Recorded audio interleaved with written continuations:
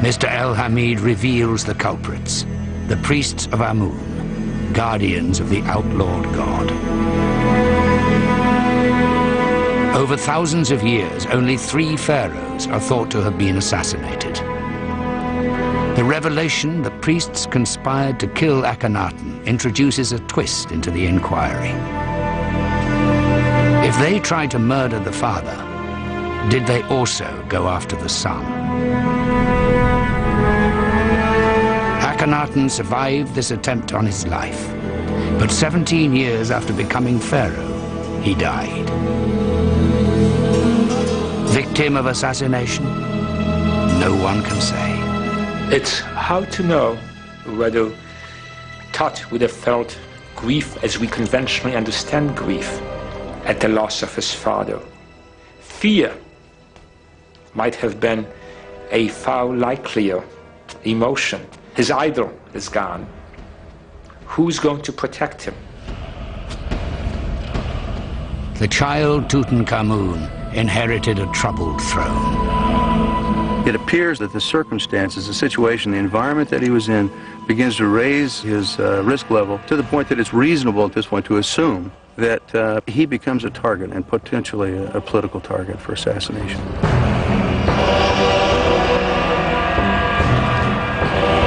Who lay behind such a conspiracy? The same Amun priests who tried to kill his father?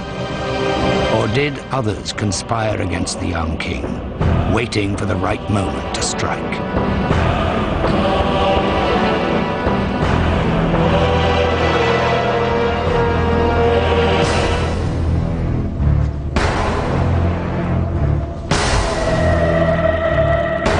Tutankhamun was crowned pharaoh of Egypt while still a boy. When, at the age of 9, Tutankhamun is made king, clearly someone has made him king, or some group has made him king for their own purposes.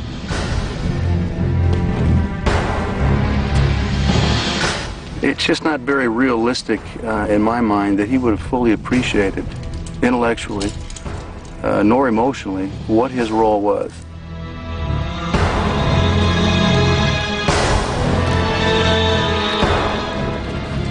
He doesn't fully comprehend what it's all about, and what it's really all about is the nation and keeping the nation together. That seems to be exactly what this coronation accomplished.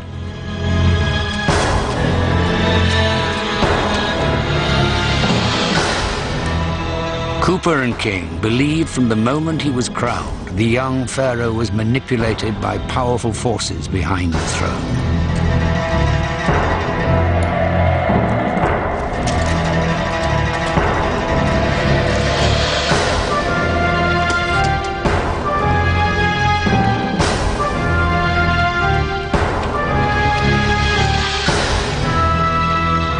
Soon after ascending the throne, Tutankhamun left Amarna forever. He journeyed to Thebes, ancient capital of Egypt, and home to the priests of Amun.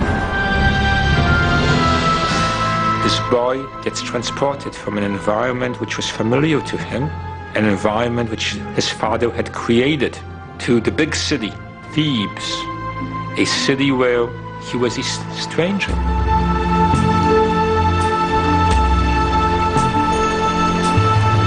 Tutankhamun didn't make the journey alone.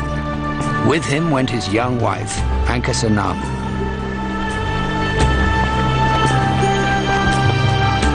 Ankhesenamun was more than a wife. She was also Tut's half-sister.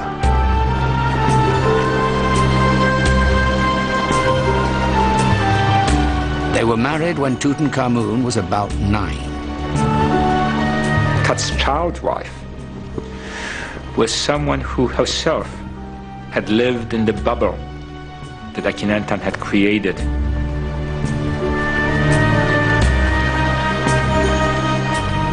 When the two of them were transplanted to Thebes, not by their own means or by their own powers, but by other powers, they must have clung to each other very closely.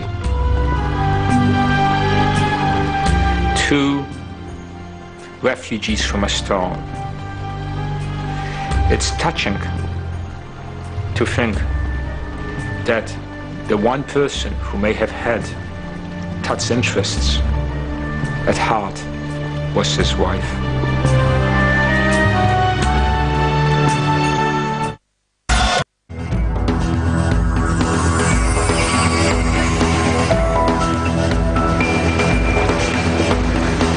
Hot on the trail of Tutankhamun's killer, detectives Cooper and King sail down the Nile to Thebes. Here, with the help of Egyptologist Joanne Fletcher, they hope to unravel the tangled web of power politics spun around the young king.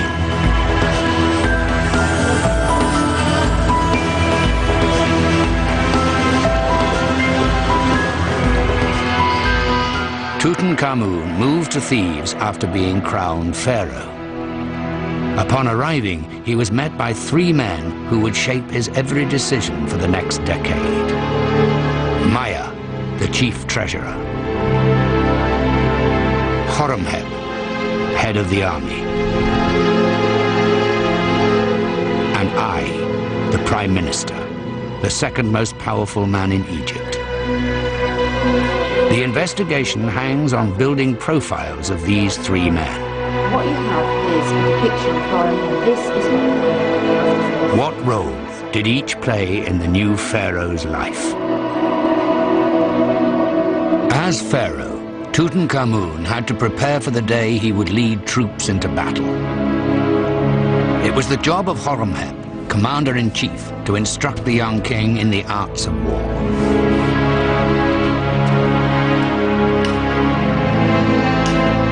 Nothing mattered more to the Egyptians than preparing for the afterlife. From the moment Tutankhamun became king, work began on his tomb. He planned to be buried in the West Valley near his grandfather.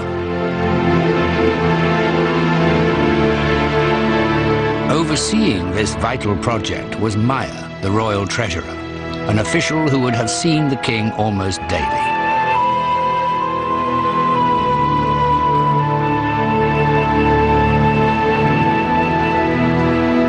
Finally, the young pharaoh had to master the rituals of the old religion.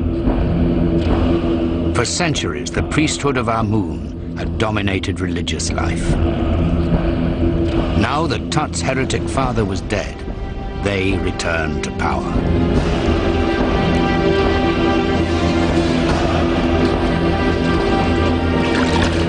No one was better qualified to instruct the king in religion than his prime minister. As a young man, I served as an Amun priest. Better than anyone, he grasped the need to make peace with the priesthood. As Cooper and King discovered, these same priests plotted to assassinate Tut's father. I was Akhenaten's prime minister too. Tut had known him all his life. With Akhenaten's death, it is likely the shrewd politician took on another role: surrogate father. The first political move by the king's counselors was a change of names. At Amarna, where the pharaoh and his wife grew up, both were named to honor the god Aten. Now they had to honor the old gods, particularly the god Amun. Tutankhaten, as the pharaoh had been known, became Tutankhamun. Ankhesepaten became Ankhesenamun. Cooper and King have discovered that to claim the throne, Tutankhamun was forced to publicly reject his father's beliefs. Re-establishing the old religion, he endorsed a commemorative tablet known as the Restoration Stela. It still survives, and its words damn Akhenaten and his heresy. The temples of the gods and goddesses had fallen into neglect. Their shrines had fallen into desolation. The land was in confusion. The gods forsook this land. Who could have been responsible for that kind of strategic political thinking in terms of bringing the kingdom back together again?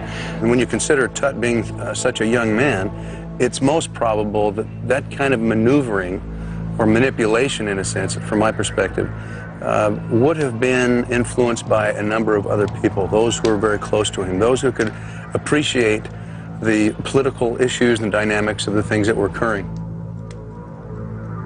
Dr. Bushton, the detective's criminal profiler, doubts it was the boy king.